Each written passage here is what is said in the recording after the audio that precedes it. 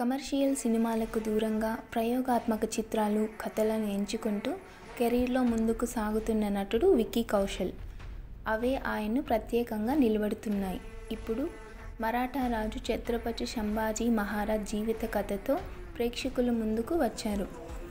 ఛత్రపతి శివాజీ కుమారుడు సంభాజీ జీవిత కథతో రూపొందించిన చావాలో విక్కీ కౌశల్ సినిమా ఫిబ్రవరి 14న కేవలం హిందీ భాషలో మాత్రమే రిలీజ్ అయిన ఈ చిత్రం దేశవ్యాప్తంగా సంచలనం సృష్టించింది.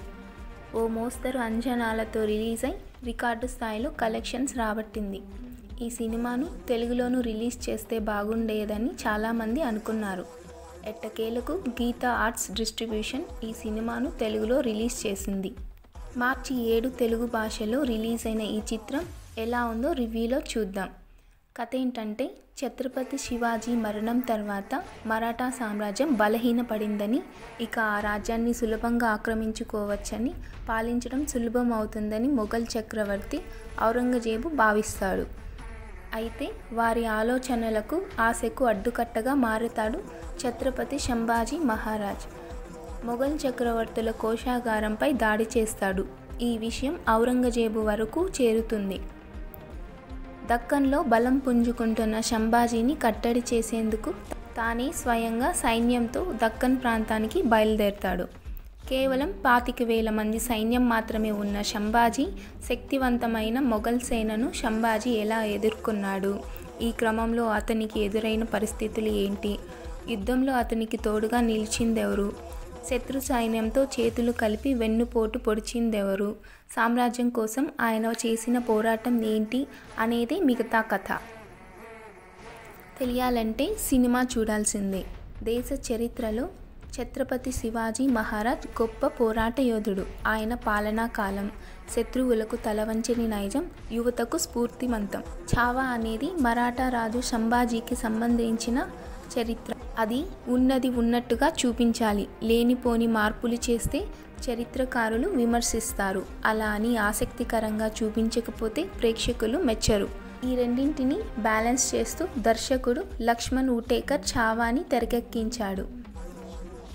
సంభాజీ గురించి పూర్తిగా చెప్పకుండా స్వాతంత్రం కోసం, మరాఠా సామ్రాజ్యాన్ని కాపాడడం కోసం ఆయన చేసిన పోరాటాలపైనే ఎక్కువ ఫోకస్ పెట్టాడు. సంభాజీలో ఉన్న ఆ వ్యక్తిత్వాన్ని సినిమాకు అవసరమైన సరుకుగా మార్చుకొని చావా పేరుతో తీసుకొచ్చారు. రాజుల పాలన ఎలా ఉంటుంది, అధికారం కోసం ఎలాంటి కుట్రలు చేస్తారు అనేది బాహుబలితో పాటు పలు చారిత్రాత్మక సినిమాల్లో చూసాం. సంభాజీ చరిత్ర తెలియని వాళ్లకు కూడా ఈజీగా అర్థమయ్యేలా కథను తీర్చిదిద్దాడు. ఓ భారీ యుద్ధపు సన్నివేశంతో హీరో ఎంట్రీని ప్లాన్ చేసి సినిమా ప్రారంభం నుంచి ఆసక్తిని పెంచేలా చేశాడు. ఫస్ట్ హాఫ్ మొత్తం రాజ్యాలు, యుద్ధం, కుట్రలు ఇలానే సాగుతుంది. కథ ఊహకందేలా సాగడం, కొన్ని సీన్లను మరింత ఎమోషనల్గా చూపించే ఆస్కారం ఉన్నా దర్శకుడు ఆ సీన్లను సింపుల్గా కట్ చేశాడు. ఇక సెకండ్ హాఫ్ మాత్రం చాలా పకడ్బందీగా ఔరంగజేబు సైన్యాన్ని ఎదుర్కొనేందుకు సంభాజీ చేసే ప్రయత్నం, ఈ క్రమంలో వచ్చే యుద్ధపు సన్నివేశాలు అదిరిపోతాయి. సంగమేశ్వరంలో ఉన్న సంభాజీపై మొఘల్ సైన్యం దాడి చేస్తుంది. వారిని ఎదుర్కొనేందుకు సంభాజీ చేసే పోరాటాలు, జై భవానీ, హరహర మహాదేవ్ అంటూ ఢిల్లీ సైన్యంపై మరాఠా సైన్యం విరుచుకుపడుతుంది. ఇక సంభాజీ బందీగా మారడం, మొఘల్ సైన్యం అతన్ని చిత్రహింసలు పెడుతుంటే ప్రేక్షకుడికి మాత్రం కళ్ళు చెమర్చకుండా ఉంటాయా? ఒక అడుగు తగ్గి తనతో చేయి కలపమని కోరితే నువ్వే నాతో చేయి కలుపు అంటూ సంభాజీ పలికే సంభాషణకు సినిమాకే హైలైట్. ఎవరెలా చేశారంటే, సంభాజీ పాత్రలు విక్కీ కౌశల్ నటించలేదు, జీవించేశాడు. ఛత్రపతిగా ఎంత సెటిల్డ్గా కనిపించారో వార్, యాక్షన్ సీన్స్లో అదరగొట్టేశాడు. క్లైమాక్స్లో నట విశ్వరూపం చూపించాడు. ఔరంగజేబుగా అక్షయ్ ఖన్నా, సంభాజీ భార్య యేసుబాయిగా రష్మిక ఇద్దరూ వారి పాత్రలకు న్యాయం చేశారు. కానీ విక్కీ నటన, ఆహార్యం ముందు ఇవి అంతగా ఎలివేట్ కాలేదు. మిగిలిన వాళ్ళు తమ పరిధి మేరకు నటించారు. సాంకేతికంగా సినిమా చాలా బాగుంది.